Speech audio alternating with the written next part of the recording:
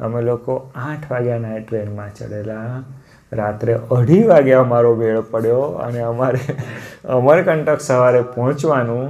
એ સ્વામીજી અમે એ દિવસે રાત્રે 10 સાડા 10 પહોંચવાના હતા. બીજા દિવસે સવારે 10 વાગે મેળ ખાધો અમારો.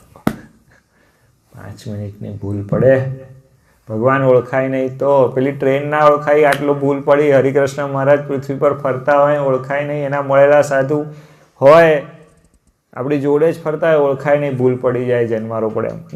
મોટો રાઉન્ડ. એટલા માટે કહું છું કે ઓળખવા, પ્રીતિ કરવી અને નિશ્ચય કરી લેવો. સ્વામીજી જન્મારામ બીજું બધું કરવાનું છે, નાહવાનું, ધોવાનું, ખાવાનું, પીવાનું, કમાવાનું, વરવાનું, પરવાનું, પરણવાનું, બધું કરવાનું છે. પણ એનામાં સૌથી મુખ્ય બાબત જે છે એ કે ઓળખવા, પ્રીતિ કરવી અને નિશ્ચય કરી લેવો.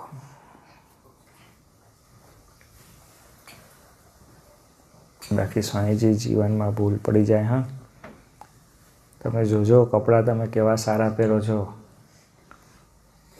કેટલા સારા પહેરો.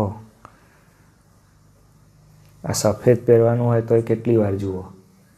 લેતી વખતે સારામાં સારું સફેદ કાપડ લઈ અને એના શર્ટ કરો કે હે ને, કંઈક જે બી હશે એ કરો. સારામાં સારું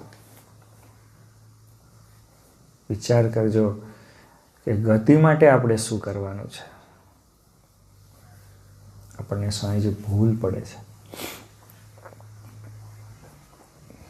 આપણને પ્રાપ્તિ થઈ ગઈ છે, બસ હવે ગાણ પણ નથી કરવાનું.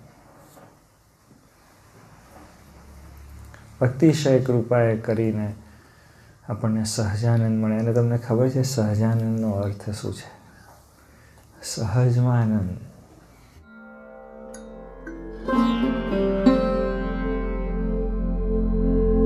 thank you